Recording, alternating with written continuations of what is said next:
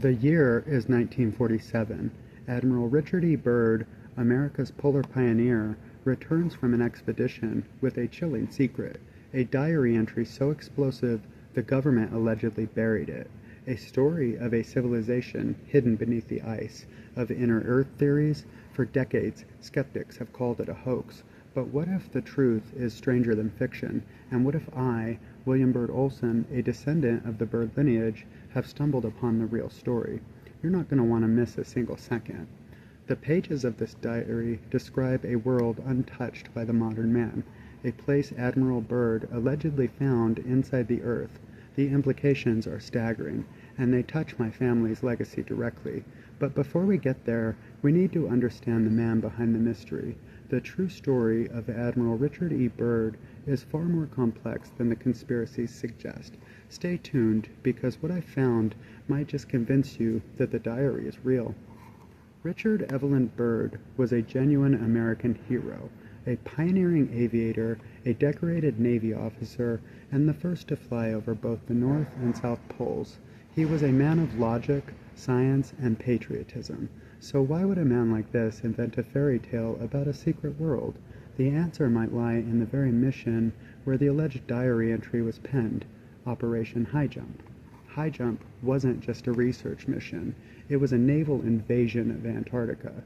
13 ships, thousands of men, and aircraft carriers. The scale was unprecedented. Why such military might for a peaceful exploration? The official story is one of mapping and training. The unofficial story involves secret Nazi bases and alien technology. Which one is true?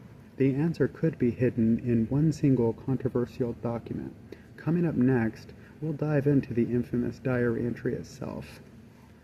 This is the document in question. It speaks of entering a new realm, of flying over mountains where none should exist, of a temperate climate, and finally contact with advanced beings who warned humanity of its own path of war and destruction. It's the stuff of science fiction, right? But details within these pages resonate with other declassified documents. My research leads me to believe some of these details are too specific to be a complete fabrication. The diary is controversial. The original physical document has never been officially verified by independent experts. Skeptics claim it's a later fabrication, maybe even part of a UFO cult's propaganda, but my family has always had a different perspective on Admiral Byrd.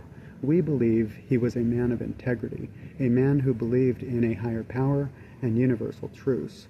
Could he have genuinely experienced something outside our current understanding of physics? The next segment might hold the answer. We're going to examine evidence that supports the existence of the inner Earth theory. Now, I know what you're thinking. Inner Earth? Come on, William. But these theories of a hollow Earth have existed for centuries. Ancient cultures from the Hopi to the Greeks spoke of subterranean worlds. Is it all a coincidence? Modern science has largely debunked these theories, but a few anomalies persist. And when you connect these anomalies with the sheer scale of the military operation Byrd led, the picture gets muddy. There's a persistent story that after his return from Operation High Jump, Admiral Byrd was debriefed by top government officials and allegedly told to remain silent about some of his findings.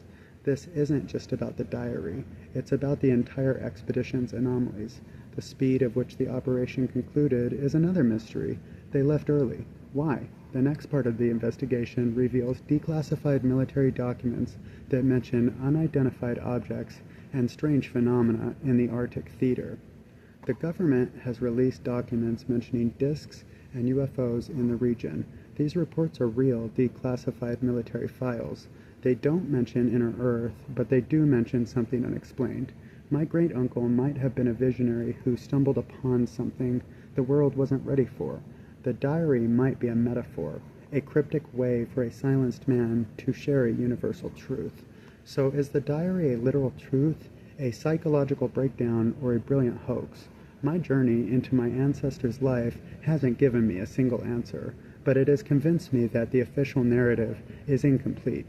The question of the diary raises are vital to our worlds today: peace, environmentalism, and the future of humanity.